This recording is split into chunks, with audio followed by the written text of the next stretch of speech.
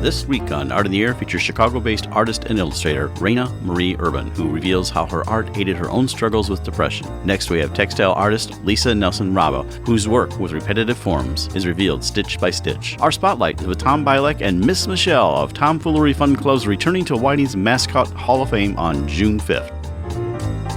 Express yourself through art and show the world your heart. Express yourself through art and show the world your heart.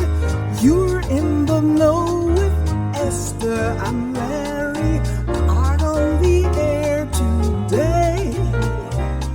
Stay in the know with Larry and Esther. Art on the air our way.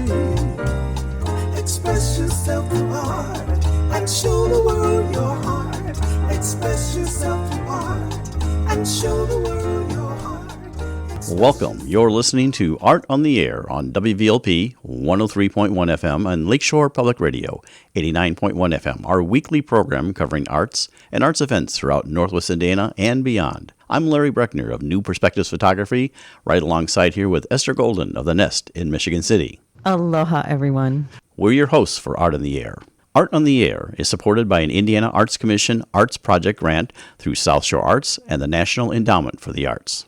Art on the Air streams live at WVLP.org and is rebroadcast on Monday at 5 p.m., plus is also heard on Lakeshore Public Radio 89.1 FM every Sunday at 7 p.m., also streaming live at lakeshorepublicradio.org, and is available on Lakeshore Public Radio's website as a podcast. Our spotlight interviews are also heard Wednesdays on Lakeshore Public Radio. Information about Art on the Air is available at our website, breck.com/AOTA. That's Breck, BRECH.com/AOTA. That includes a complete show archive, spotlight interviews, plus our show is available on multiple podcast platforms, including NPR One. Please like us on Facebook, Art on the Air, WVLP, for information about upcoming shows and interviews.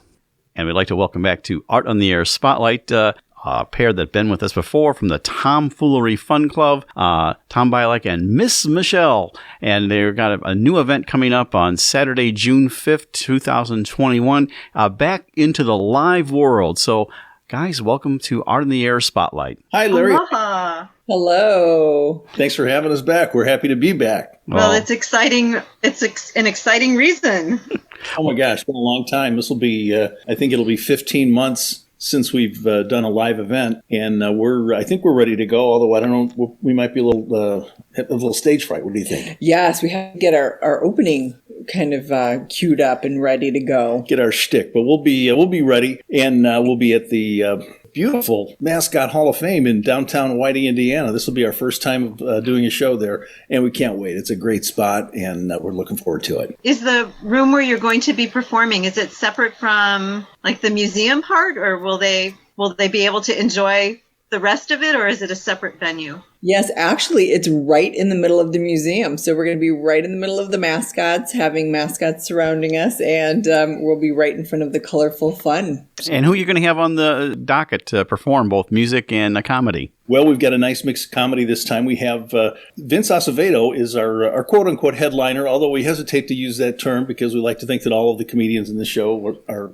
equally as talented and funny, but Vince has a little bit more material.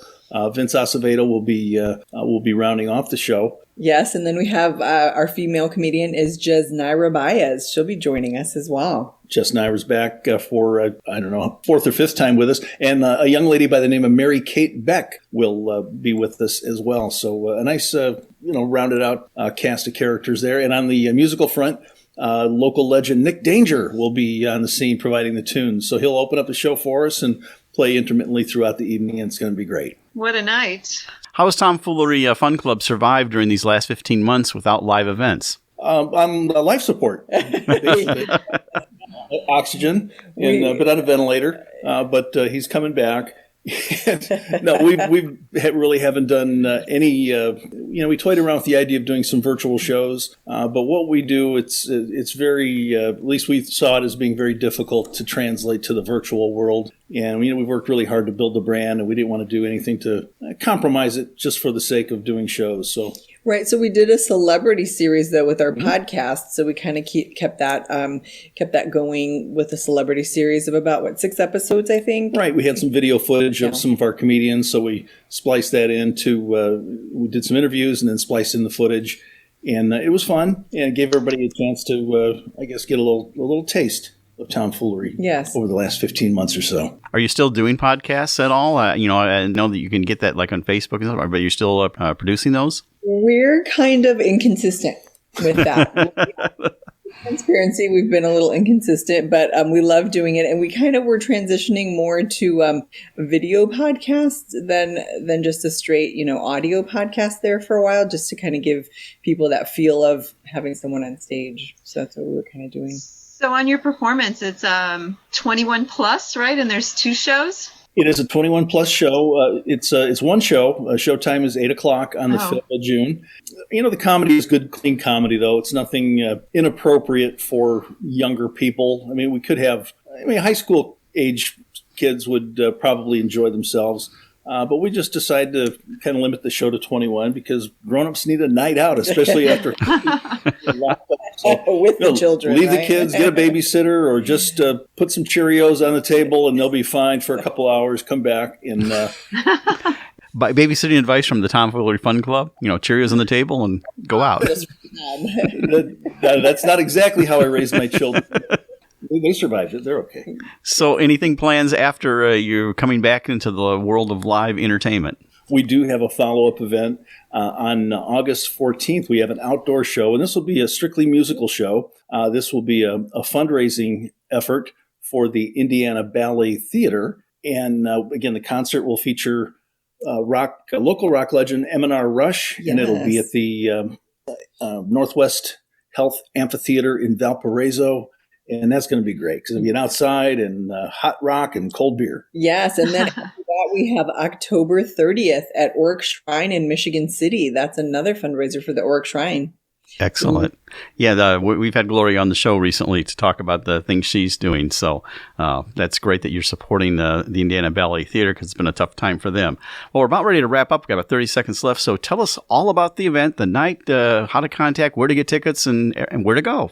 Absolutely. Well, once again, June 5th at the Mascot Hall of Fame in Whiting. It's an 8:00 show. We'll have 3 comedians and some live music.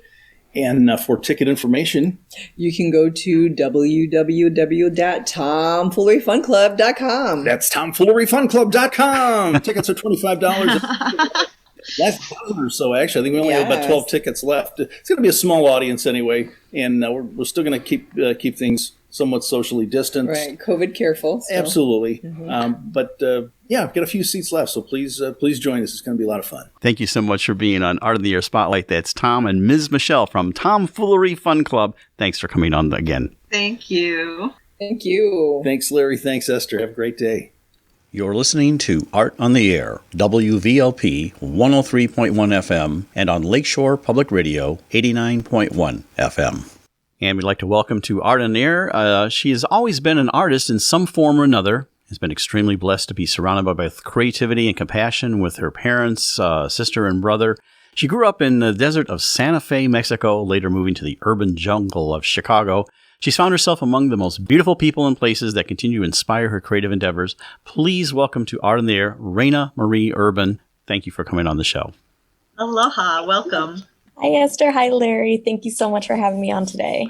So excited. Well, we usually like to start with your journey a little bit. Yeah, I always like to say how you got from where you were to where you are. And I told a little bit at your intro, but go ahead and tell us a little bit about that and how that eventually led to Urban Psycho. Yes. So like Larry said, I'm currently an artist here in Chicago, Illinois. But I grew up in Santa Fe, New Mexico, which of course is like artist central and absolutely amazing and beautiful. So I've always been surrounded by artisans. My parents are both artists in their own right. My father has his own art company based out of Florida right now. It's a beachfeetco.com in case anyone's interested. And my mom is an architect. She's still practicing architect. My dad was a landscape designer, so I grew up in a house that was very, very creative. But for me personally, as an artist, I guess, like you said, Larry, I've always been an artist in some way or another. It's just part of who I am. It's part of my life. As far as my background in art, the first time I ever had my work recognized was in maybe like 4th or 5th grade. There was an art contest held for the public school kids where we had to draw a design the size of a dinner plate. And then a few of those designs were selected and actually turned into real plates that were then later auctioned off at a fundraiser event. So my design was one of the ones selected for my school. And I remember I got interviewed by the local paper. And I got to go to a special pottery studio where I was able to create my designs on ceramic. So it was very cool. I have no idea what actually happened to that plate. I'm assuming it's somewhere, whoever won it in the auction, hopefully, they have still it somewhere. have it? Hopefully it's on someone's shelf somewhere. But I do have. Can you describe the design of that plate? Yeah. So from what that I remember of it, it's a Native American woman with the very colorful blanket draped over her face and the New Mexico sky behind her with all the stars. Very different than my current sky here in Chicago, where you can't really see any stars. But something that I grew up with and definitely associate with New Mexico. How long did you live in New Mexico? I lived in New Mexico until I was 18 or 19. I moved to Chicago for school. I went to DePaul University. And ever since that, I left. I made Chicago my home, and my parents are no longer in New Mexico. So I haven't really been back there much, unfortunately. But yeah, Chicago's been my home since I was about 19. So how do you like living in the city life versus like the desert of Santa Fe? It's so completely different. It's two totally different worlds, coming from Santa Fe to Chicago, but in a really great way. I love all the opportunity that Chicago has to offer. There's just always something going on, and especially for artists, so many, street fairs and small galleries, small shops, so much opportunity to collaborate and just see everything that's going on. It's such a hub of activity that it's really exciting to be in. So why DePaul? DePaul actually, it was kind of a weird, random, it's, one of those things in life that it just kind of happened. I did a lot of research for, what college was going to suit me best. And I knew I wanted to go out of state. I wanted to experience something different. And DePaul kept on coming up in all of my searches, for, a good match for me. So I was like, sure, I went and I checked out the campus and absolutely loved the city of Chicago, and ended up getting a scholarship, and the rest was history. I see that you studied like liberal arts and then digital arts and media. Tell us a little about that line of study. Yeah, so I was actually a philosophy major while I was there. Again, one of those random things that just kind of happened. I also studied digital media, which has definitely proved very important in my current work, where I'm actually a graphic designer full-time now. I started going out on my own, doing freelance about a year ago, when that, with everyone else, life changed with the COVID pandemic, and I, switched careers, and I'm doing the graphic design. So a lot of the stuff that I learned in DePaul that, was just kind of something I was interested in. I didn't ever really think I was going to be able to make a career out of it, out of the graphic design and, my art, which is just something I've always done. Because it would seem like, the natural choice would have been the Art Institute, which is why I asked why DePaul, but now that kind of clarifies it. Yeah, well, and it's interesting that you bring that up, because actually I have a very interesting relationship with formal training and art. I don't really have any formal training background. I'm completely self-taught in terms of, my painting and drawing.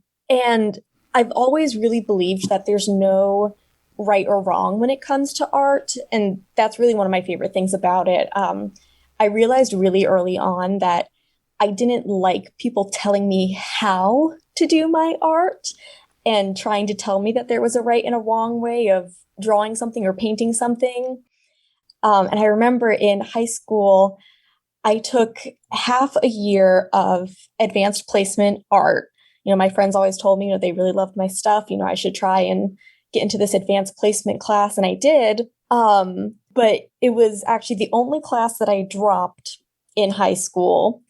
And I was a really good student in high school, straight A's. I was extremely determined. And I'll never forget, in that art class, we were assigned the project of doing a self-portrait based on a photo that the teacher took of us. And I decided I was going to do mine in more of like a pop art style. I wasn't really into the photorealism. I wanted to draw myself the way I saw myself, which was a little quirky. It was, a little cartoonish.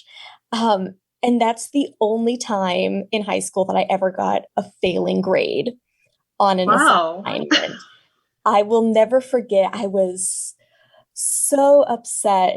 How dare you tell me how to draw myself? And ever since then, I've been very resistant to, actually taking classes, because I want to do things my way. Yeah. Well, that's a reflection on her feelings on pop art and not on your skills. But it's hard to realize that in high school. Exactly. Yeah. And high school, was a rough part, as it is, for so many people. It was a rough time in my life. And art was certainly something that I relied heavily on, to get me through. And I just remember, when she told me that I did it wrong, that I was like, nope, I'm done. This is my thing. And, if you don't like it, that's on you. Reine, I was going to ask you, in your resume, you have listed photography, and you listed something that was, I thought, interesting, as Canon, Nikon, Sony, where you have all three. So what is it? Which one are you? I'm a photographer, so that's why I'm asking. Yeah, I would say primarily Nikon. In high school, I was trained using a Canon, and then for Christmas I was given a Nikon. So then I started, working with that one. In college, I did a few classes where I worked with the Sony. So I've worked with all of them, but personally, I'm a Nikon girl. And I'm a Canon shooter, so I'll forgive that. So Nikon. Well, and real briefly, Nikon was the premier professional camera for so many years, and Canon was always second tier. That's not true anymore, but and Sony is coming up the back door. They both better watch out. So part of your site that you established in 2015 in your art was called Urban Psycho. And so maybe expand on that. That might throw people what that is and why you came up with that name. Yes. So the name Urban Psycho was created out of two things that are very important to me, and that certainly led me to being able to do my art in a professional capacity. So Urban is my last name, and it's my family name. Like I said before, I grew up in a very creative environment with my parents, and my brother and my sister. All of us are artists in our own mediums. But it definitely inspired me seeing my parents, my father especially, with his art. And I really wanted to make sure that urban, it's something I'm very proud of being. I'm very proud of being an urban. So I wanted to make sure that that was kind of front and center.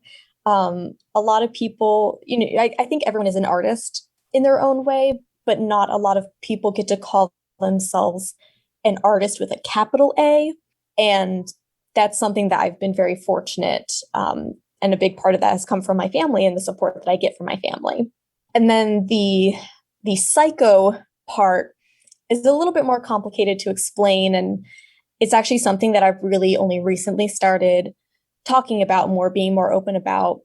So back in the summer of 2012, I began this crazy journey after finally admitting that I needed some serious professional help in terms of my mental health. I had some gentle nudging by my then boyfriend, who is now my husband. Very, very thankful for him. He helped me out and found a great rehab center here in Chicago where I began going to therapy and, starting my recovery journey from some very self-destructive behaviors that had been a big part of my life for a long time. So don't answer if you feel it's intrusive, but reflecting back, when can you kind of determine that can you determine now when you didn't feel quite right that you? Yeah, no, I mean, I think that from an early age, maybe around, 13, 14, I kind of knew that there was just something off with me and, the feelings I was having and just the way that my brain worked. I always kind of knew that there was something. And it was in high school where, I realized I did not want to admit to anyone or really even to myself that I was dealing with some serious depression. It took me until I was out of high school to finally seek help. And I'm very thankful that I had the opportunity to do so.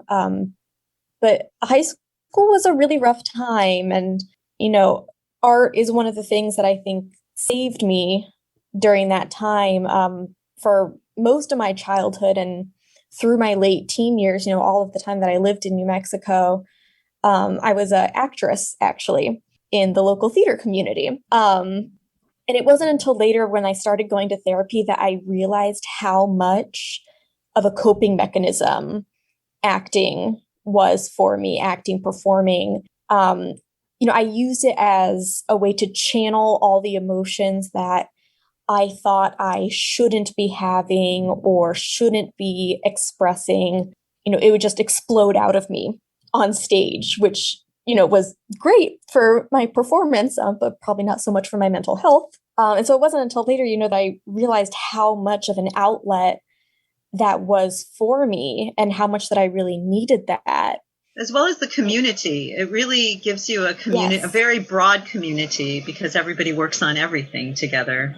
Oh, yes. I mean, the theater community, it's an amazing place. I know, Larry, you can certainly speak to that. I'm very, very thankful that I had that in my life, because I know I wouldn't be where I am right now had I not had that support system that didn't even know it was my support system.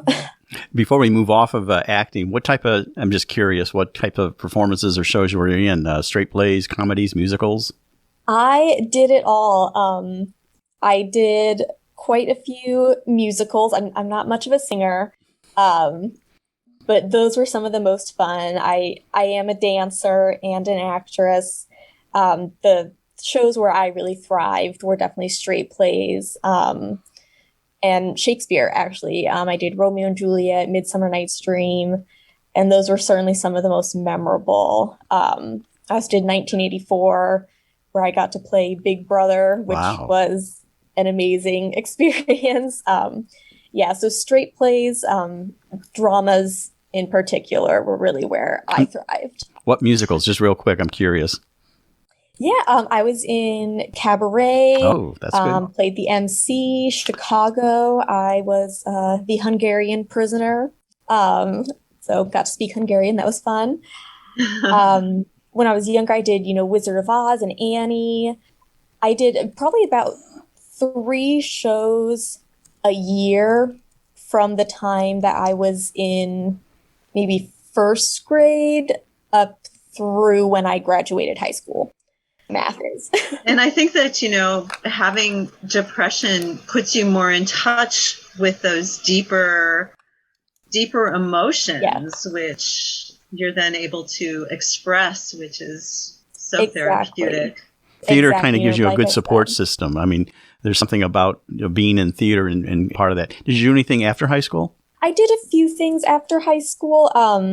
When I would go back to Santa Fe, just for the summers, a group of friends, we would put on these comedies with Robert Knott, who's a writer, very well known in Santa Fe.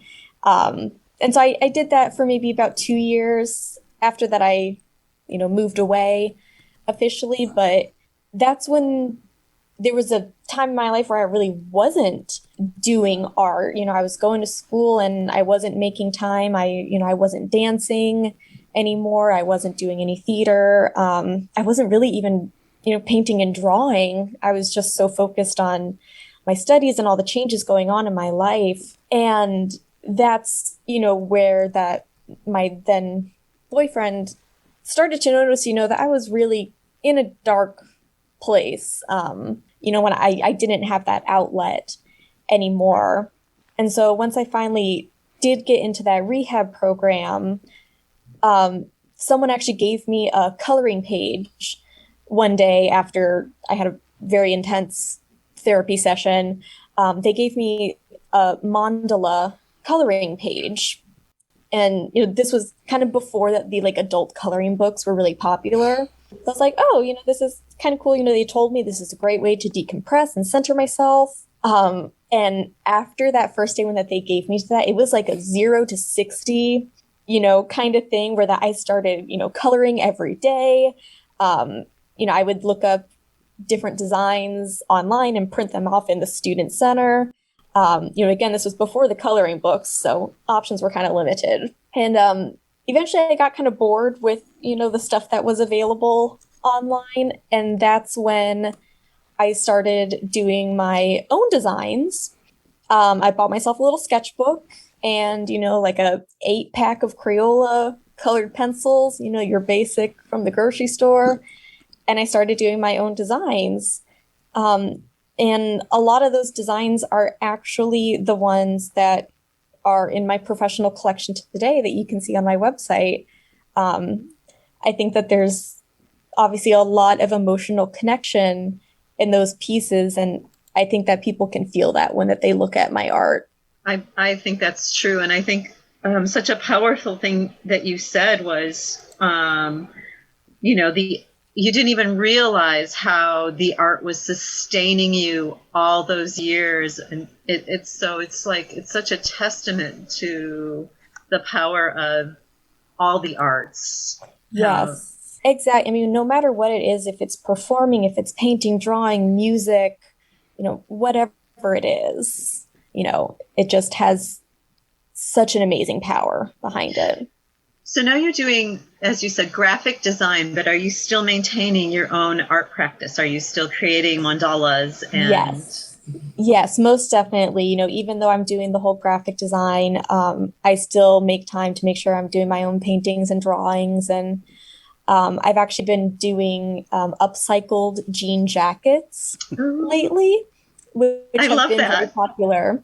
So doing designs on denim, but, it's still the mandalas. I don't think that I'll ever really move away from doing the mandalas. It's something that I think is going to stick with me for the rest of my life. And we have the same favorite color, by the way. So anything glittery, sparkly, aurora borealis-y. Right, exactly. It's because it has all the other colors in it. Yes, I know. That's why I like quartz crystal so much, because it has everything in it. So how has COVID influenced you or affected you this past year? And I guess the second part of that is, what are you looking forward to as we emerge from that? Yeah, I mean, the COVID pandemic, like so many other people, changed my life drastically. In a kind of weirdly positive way, it actually gave me the space to quit the regular day job that I had and start doing art full time as a profession. So in a very weird kind of way, I'm actually very thankful that the pandemic happened when that it did. Because, if I didn't have that break in my life, I don't think that I would have really been able to focus on, doing my art and getting to do it, all day, every day, like I've always dreamed of doing. But now that, we're finally seeing, there's a light at the end of the tunnel with the pandemic, things are happening again. I'm really, really looking forward to the, Chicago art scene coming back to life, the street festivals coming back. Are you still planning on doing them? I am. Yep. As of right now, I am planning. My first show will be in December, which, Esther, I think was actually the show where that you and I met, the One of a Kind show at the Merchandise Mart. So that'll be my first time back on the scene. And I'll have to say that was thanks to our mutual friend, Michelle Schaefer, who told me, you have to meet this wonderful woman. You just have to meet her. So thank you, Michelle. Love Michelle. Yes. She's an amazing person. She's going to be on the show prior to the one we were with you. We just did an extended interview with her. Well, we're about ready to wrap up, but tell us a little bit about how people can find your art, where they can locate you online, and if they want to contact you. Yes, definitely. You can find me on Instagram. My handle is urbanpsycho.art. But there's also lots of resources on my website, urbanpsychoart.com. You can reach out to me through there. I know we're getting ready to wrap up here, but I do also just want to take this opportunity to encourage anyone who's listening, anyone who feels lost, alone, like something isn't quite right, to reach out to somebody, to anybody, no matter who that is. There is a page on my website that is a new page that I've recently put up that is all information about mental health and addiction recovery and, of course, art therapy. So there's some really good resources on there. Some of them are totally free, available online, anonymous. So, please check it out. There's also some good resources for supporting people in your life who you think might be struggling. Yeah, we'd like to thank you for that because that's very forthright. And May is Mental Health Month, and we appreciate you being so forthright about your journey and your struggle there and how you've conquered that. That's Reine Marie Urban, Urban Psycho. You can find her again on urbanpsychoart.com and also on Instagram, urbanpsycho.art. Thank you so much for being an Art on the Air and sharing your journey. Thank you so much. You're listening to Art on the Air, WVLP 103.1 FM, and on Lakeshore Public Radio 89.1 FM. And we'd like to welcome to Art in the Air. She's worked as an artist, art therapist, yoga therapist, delving into relationships between our bodies, stored emotion, thoughts, and memories. As a longtime textile artist, much of Lisa Nelson Raabe's work has to do with repetitive forms, processes stitch by stitch, moment by moment, the creation of pliable planes. Please welcome to Art in the Air, Lisa Nelson Raabe. Welcome. Yeah, thank you. It's great to be with you today.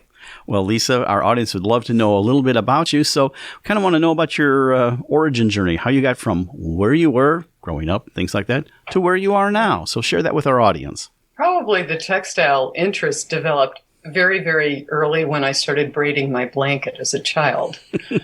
And it's unexplainable, except I learned to sew with my grandmother and my mother.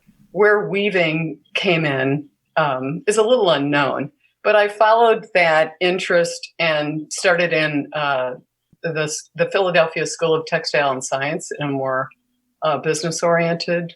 That didn't fit real well, and ended up at the School of the Art Institute and completed my BFA there. And at that time, you could take any kind of classes. So it was a combination of painting and sculpture and textile work.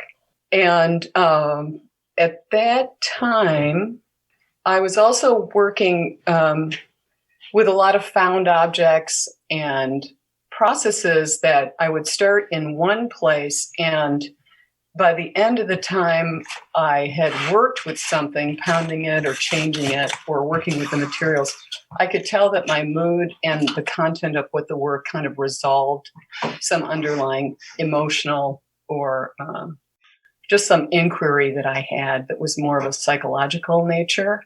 And I was living in Chicago. I had a lot of art therapist friends and decided that was probably a pretty good route for the master's component.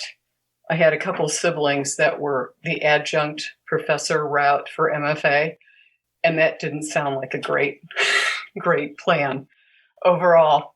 So I moved downstate and in Bloomington Normal and completed an MS in art therapy, and then continued to work downstate. I've been living in Peoria, Illinois now all those years, worked in foster care as an art therapist. So with that, with the art therapist, do you focus in on an age range, or is it like the whole scope of it when you're in school, or do you have to specialize in an age Well, range? I kind of fell into working with children, and part of that was maybe it's my own inner nature that I related pretty well to them, and there's different components to that. There's self-esteem building, there's mastery, there's self-control, delay of gratification, how to use art that wasn't as much intrapsychic. I thought I was going to work with people and they were going to make art and they were going to explore these hidden realms of their own being. Well, that's happening with me, but I didn't quite hit that mark with the people that I was working with. So I worked with sexually abused children, children that had post-traumatic stress disorder, attachment difficulties. And I was in that for a solid 15 years. I was in private practice, and then felt that there was more trauma embodied. It was in the body itself. And by working directly with the body, that was a really direct avenue. And I had breast cancer 22 years ago or so. And that was my own internalized trauma. And I needed a much less stressful environment to be functioning in the world. So I slowly kind of worked into yoga, but I still have a clinical license, and just this attitude of how do we embody a practice through either materials, movement, breath work, whatever it is that has is transformative in its nature. I know we had somebody talking about somatics, quite a few months ago, and it's so wonderful that all these words are becoming part of our daily language now. Yeah, that we're actually somas, like this life force, right? And so some of the things that are informing my work now, and I am in graduate school now. At the end of December, I'm slated to get the MFA here in town at Bradley University. Yay. And I'm working with Heather Brandmeier, who's just a stupendous, she's in the painting department, but she's installation and multimedia. And then Fisher Stoltz is a ceramic artist, and no, he's a sculptor. So that work is highly informed by my love of wanting to work directly with materials and how those materials as a life energy, or as a not an inert matter, but this open-ended process engages what's going on in my own life energy, and that work kind of shows me what's alive in me, or how I'm processing what's happening in my everyday life. It's kind of interesting because like paper shows us exactly that dynamic. The strength and the fragility of it can happen at the same time. So and I think you're working with a lot of paper right now. Yeah, I see paper as a felted textile product. It just happens to be paper pulp. And I'm not making paper. I'm using paper with wet painting materials. I like really thin mediums. Golden makes some great mediums that the paper gets transparent. So those levels of opacity and transparency.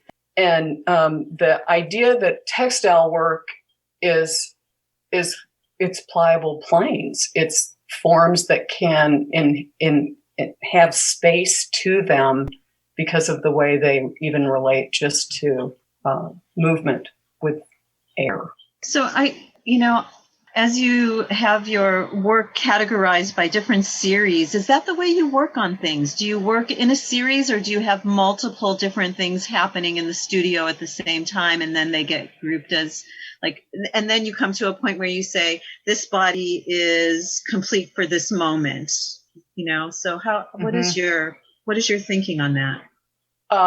My history is that I've made planes of material and then cut them up and then put them back together. And I still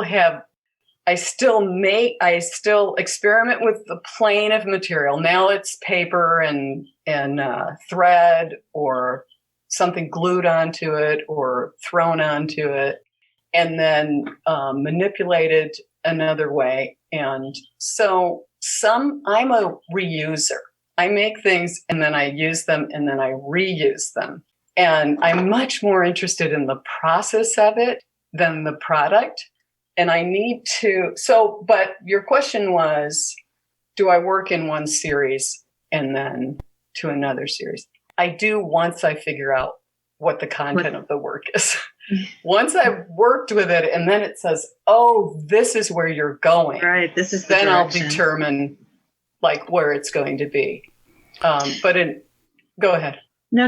I was just I'm always curious about the studio. So for me personally, I like to work with just ambient noises rather than toss on a CD or something. How do you like to work? My favorite kind of music is repetitive music. So I love Stephen Reich, probably the most. And so sometimes that's on there. Kind of, ambient music. Like in a loop. If I have a CD on, it's in a loop. Yeah. Yeah. And I listened to classical music as a kid, so I just have that as the ground. But I'm the victim of liking a distraction and kind of having something hum in the background that's a storyline, but I'm not quite there. And I do think there's something about saying, I can look up. It makes me look up. It makes me go away from the work, besides just really honing in on this thing that's right in front of me.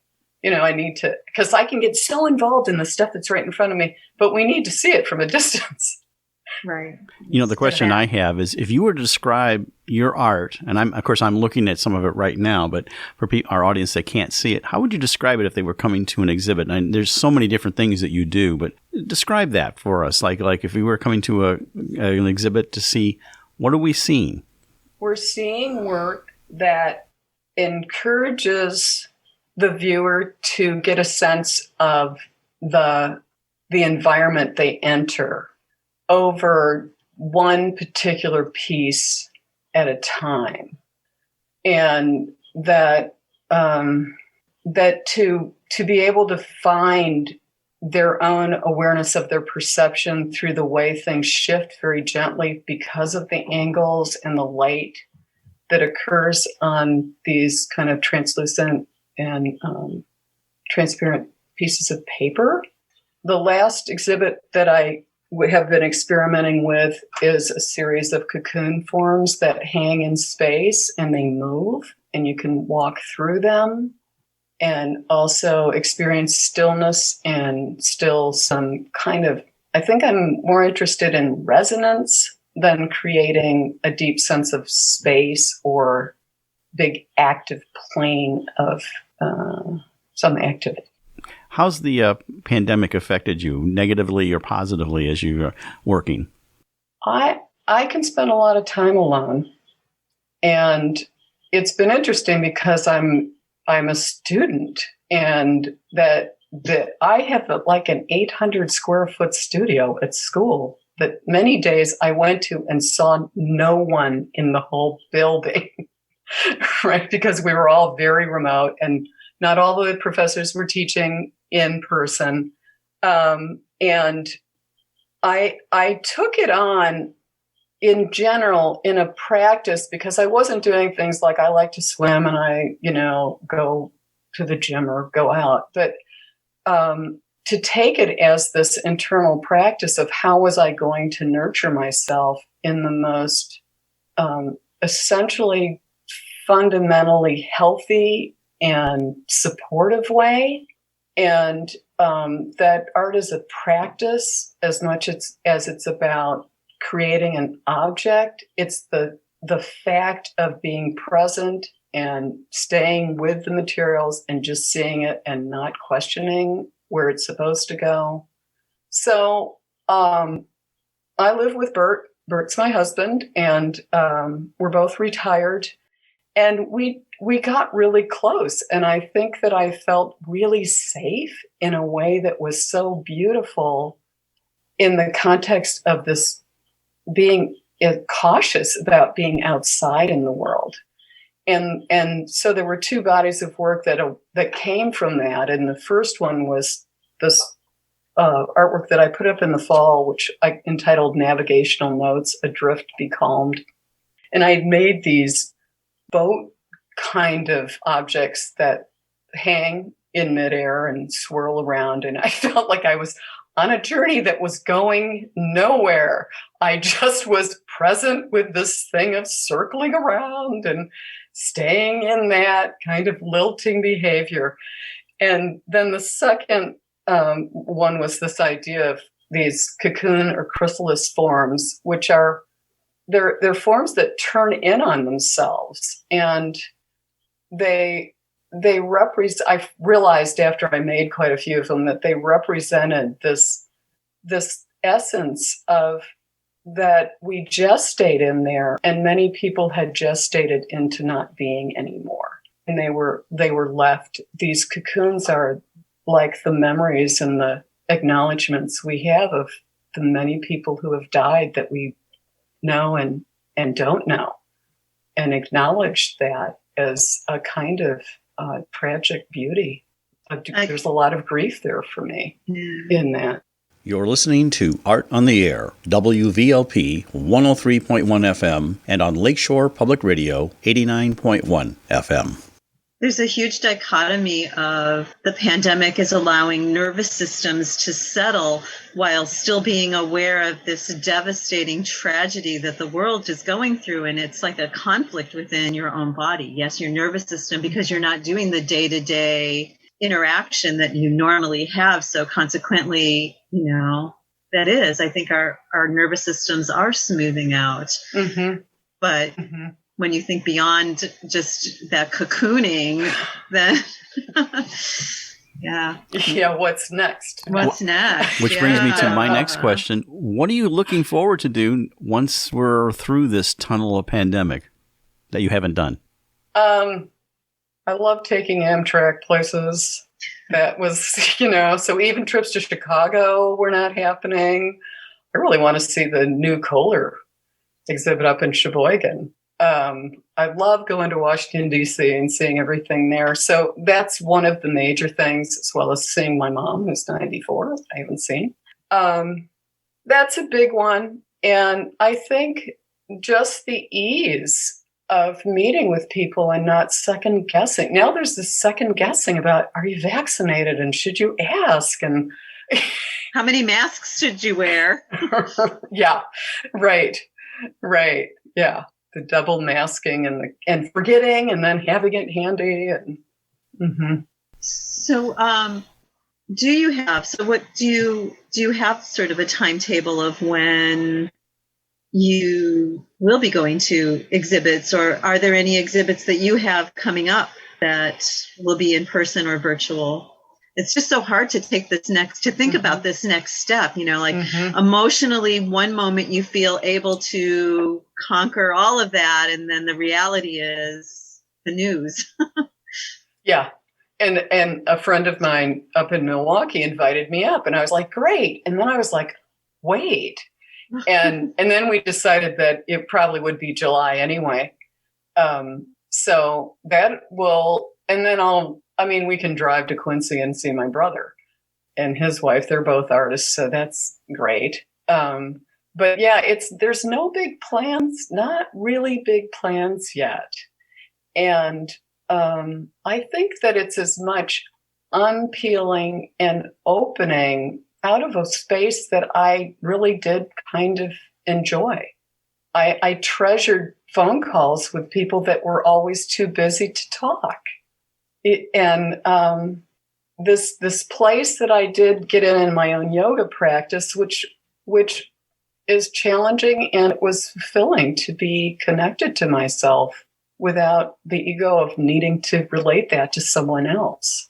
Oh, that's so true. I mean, that is just such a big thing that you just said. It's just really, it's to have the luxury really of being able to explore all of those emotions, and then having the ability to translate it with whatever materials you want to do. We really do have, in that balance of the pandemic, the tragedy of the pandemic and the results of it, artists are finding a different voice. And it's so hard to balance the beauty with the tragedy. Lisa, on your website, I've seen something that, appears to be jewelry. Are you doing metal work or jewelry, or not sure what that was? Or are those fabric things? It's hard to tell. There's a lot of stuff on that website buried in there. I don't know how deeply you got in there, Larry. It's under solo exhibitions, but it's a bunch of things on a table that, I guess they aren't jewelry. You know what I did, and it was in that exhibit with the navigational notes. Underneath these floating boats, I took just stuff that I have that was like, my father was a jeweler and repaired watches, and I made this little assemblage of his stuff under one, and jewelry from an aunt, and these things that were that they just called to me about the relationships that I've had that you have our remnants and remains of them. Yeah, I think I didn't make that jewelry. Okay. Not that stuff. Not that stuff. Okay. Well, I was looking at some of the things that you have on your website, which are wonderful, and then going into the room and everything. Like I see one that's be calmed adrift, and I see what you mean. How things are on the walls and hanging, and they really draw you into like a whole environment there. And so that's that. And your website, by the way, for our audience is Lisa Nelson Raabe. That's RAABE.com. So you want to look at it, you can see what we're talking about. But I see some of the things that you are doing. So we sort of talked about the future, but and you don't know exactly about exhibits, but you think 2022 is kind of like the reemergence time for you? Well, at this point, one of the great things was that I was able to put 2 exhibits up at school without anyone coming to them. And then in December, I'll have the thesis exhibit. So I'm planning on that. And there's a body of work that I'm working with that's more sculptural, and I'm not quite sure where it's going to go.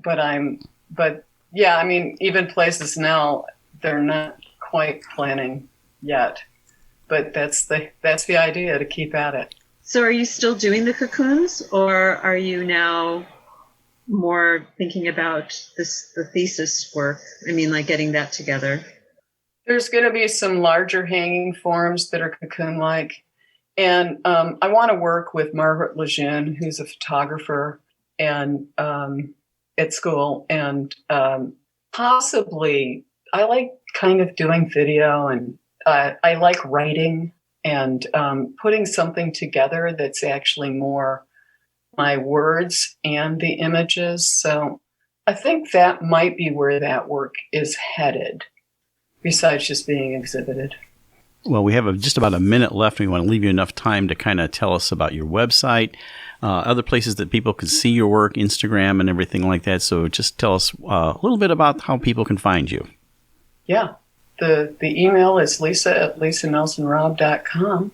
And the other major, I use Instagram, and it's just LN Raabe, RAABE, LNRAABE. I Excellent. think that's, yeah. Yeah, that's correct. I'm looking at it here. So, well, anyway, Lisa, we appreciate you. That's Lisa Nelson Raabe, who's artist, art therapist, yoga, and almost completed her MFA. We appreciate you coming on Art in the Air, and thank you so much for sharing your journey, your work, and best of luck in the upcoming 2021-22 season. Yeah, completely wonderful. Thank you. Yeah, you also. Thank you so much. It's just so great to get to know you a little bit. Let's keep this going. Definitely. Okay, great. Aloha. Coming next week, an all-theater show on Art of the Air that features Tito Sanchez-Williams, Elise Kermani, and Steve Scott talking about Dune Summer Theater's season premiere musical Forever Plaid opening June 4th. Philip Otempa discusses his one-man show Winchell on the Air on June 10th at the Center for Visual and Performing Arts. Our spotlight is with Porter County Library Director Jesse Butts about their summer reading program. So don't miss next week's edition of Art on the Air. You've been listening to Art on the Air, and we'd like to thank our guests this week on WVLP 103.1 FM and Lakeshore Public Radio 89.1 FM, our weekly program covering arts and arts events throughout Northwest Indiana and beyond. Art on the Air is heard every Friday at 11 a.m. and rebroadcast Monday at 5 p.m. on WVLP. Art on the Air streams live at WVLP.org and is rebroadcast on Monday at 5 p.m., plus is also heard on Lakeshore Public Radio, 89.1 FM every Sunday at 7 p.m., also streaming live at lakeshorepublicradio.org, and is available on Lakeshore Public Radio's website as a podcast. Our spotlight interviews are also heard Wednesdays on Lakeshore Public Radio. Thanks again to Greg Kovach, WVLP Station Manager, and Tom Maloney, Vice President of Radio Operations for Lakeshore Public Radio. Our theme music is by Billy Foster, with a vocal by Renee Foster. Art in the Air is supported by an Indiana Arts Commission Arts Project Grant and the National Endowment for the Arts. Underwriters for Art in the Air, Walt Breidinger of Paragon Investments and Marilyn Levan, Arts Patron. Art in the Air is always looking for financial support. We'd like to thank our current supporters. If you're looking to support Art in the Air, Esther and I especially would invite you to become an underwriter of this program in particular. We have information on our website at breck.com/AOTA. You can find out support information there. So don't just be an Art on the Air listener. Become a supporter or underwriter in whatever amount you're able to do so we continue to bring you this great content and this great local programming. And like I say every week, don't give till it hurts. Give till it feels good. And you'll feel so good about supporting Art on the Air. Information about Art on the Air is available at our website, breck.com/AOTA. That's Breck, BRECH.com/AOTA. That includes a complete show archive, spotlight interviews, plus our show is available on multiple podcast platforms, including NPR One. Please like us on Facebook, Art on the Air, WVLP, for information about upcoming shows and interviews. If you're interested in being a guest or sending us information about your arts-related event or exhibit, please email us at aota@breck.com. That's aota@breck, BRECH.com, or contact us through our Facebook page. Your hosts were Larry Breckner and Esther Golden, and we invite you back next week for another episode of Art on the Air. Aloha, everyone. Have a splendid week. Express yourself through art and show the world your heart. Express yourself through art and show the world your heart. You're in the know with Esther and Larry. Art on the Air today. Stay in the know with Larry and Esther. Art on the Air our way. Express yourself through art and show the world your heart. Express yourself through art and show the world your heart. Express yourself through art and show the world your heart. Express yourself through art and show the world